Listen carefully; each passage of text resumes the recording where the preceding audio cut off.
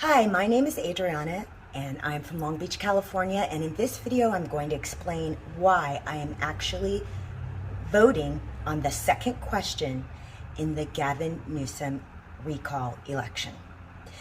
First off, I am voting no. I do not want Gavin Newsom recalled.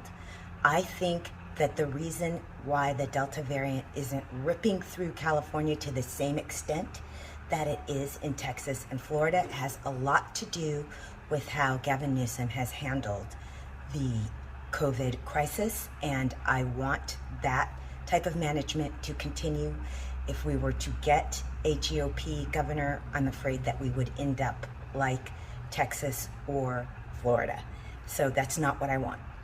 Now, you have been advised by DNC and by Gavin Newsom's own administration to just do the first question, vote no, put your ballot in the mail, and call it a day. I believe that that is a tactical error that could end up being disastrous.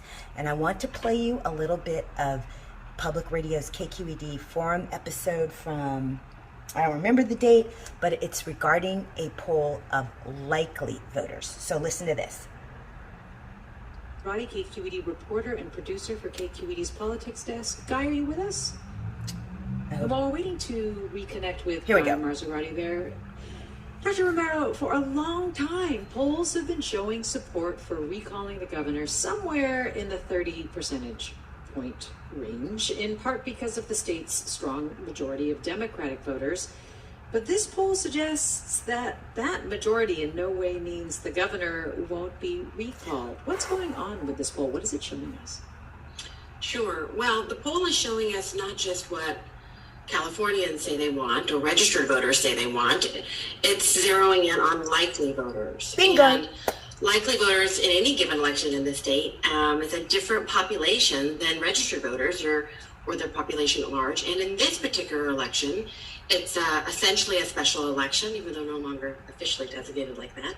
Not everyone's going to participate. And right now, the poll is determined who they think are likely, and those likely voters, Republicans, have an outsized impact, and it's a lot closer. It's a lot closer game, I think, than many had expected at this.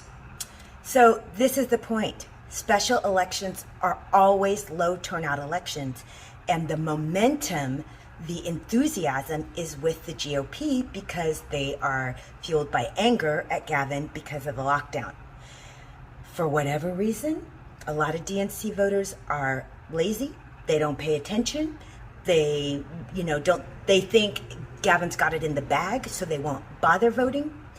If, for whatever reason, I do not hope this happens, but for whatever reason, the GOP voters outvote the DNC voters because it's low voter turnout, they will end up deciding who the new governor is because DNC voters were advised not to mark question 2. I will not be a part of that debacle.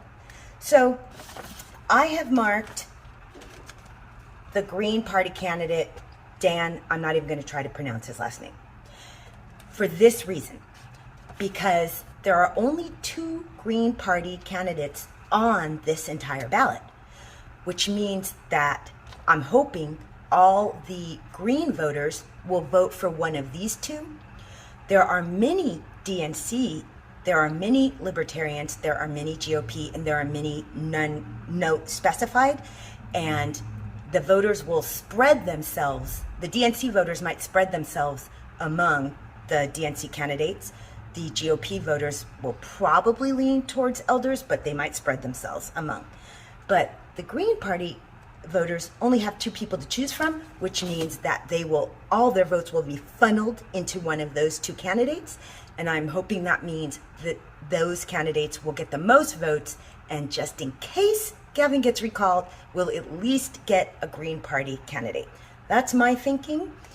You are obviously, it's your vote. You can do what you want, but this election is a lot closer than people are being led to believe. And there is a chance Gavin won't make it due to low voter turnout and the enthusiasm being on the GOP side.